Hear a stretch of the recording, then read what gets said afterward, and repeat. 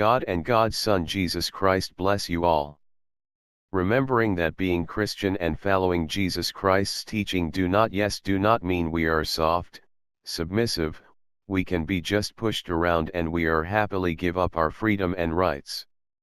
Do not mean that being Christian we must to be close-minded and must have a pipe vision type of lifestyle.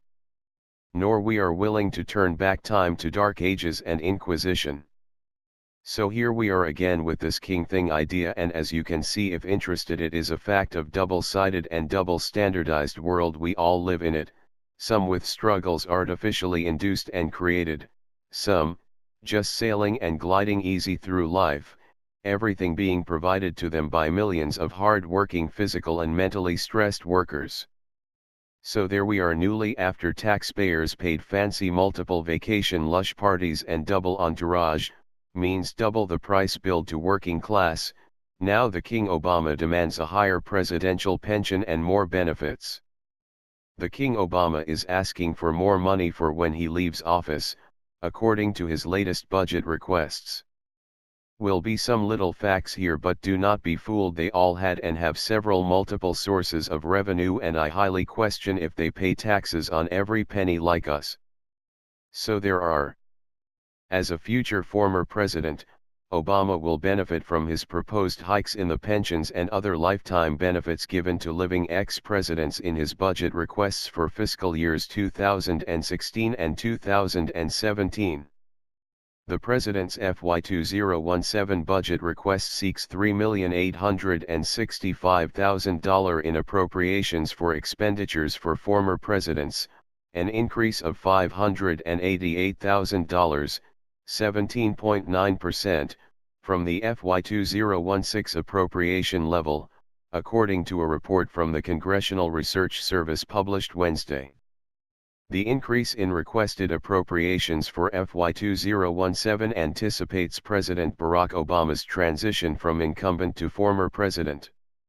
For FY 2016, President Obama requested and received appropriations of $3,277,000 for expenditures for former presidents, an increase of $25,000 from FY 2015 appropriated levels. It doesn't appear he needs the money. However, former President Bill Clinton earned $132 million from speeches given between February 2001 and March 2015. Clinton received $924,000 in taxpayer dollars last year by way of the former President's Act, the Washington Free Beacon reported. Critics of the act argue that it financially supports former presidents who are not struggling.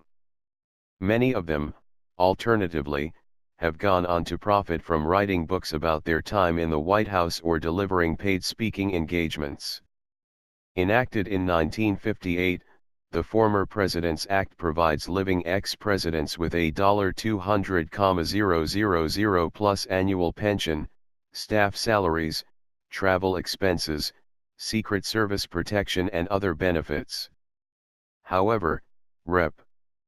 Jason Chaffetz, R. Utah, has recently proposed legislation that would cut down a former president's pension by $1 for every dollar the former president earns over $400,000 in the private sector in a given year.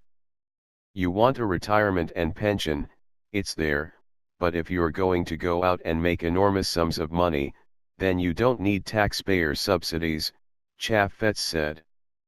The former presidents are making gobs of money speaking and writing books, more power to them, but that doesn't mean they need more taxpayer dollars on top of that. It's embarrassing that they take that money. I read in the Old Testament all kind of illogical things, like royal psalms and what is in it all because was beaten and brainwashed into people for millennia, that the king was forced to be seen as God's representative, and by praising the king people are also praising God. There you are, Psalm 45, brainwashing machine, which is just fine today too. They are preached, told, read at and printed in books, steel perpetuated and steamrolled into society, and fresh minds think it is helping? It is right? Makes any sense? but we have to grow up and not accept stories and let them to become real facts. A story is what is it? A story. Do not let a story scenario to rule our life. God and God's Son Jesus Christ bless you all. God and God's Son Jesus Christ bless you all. Remembering that being Christian and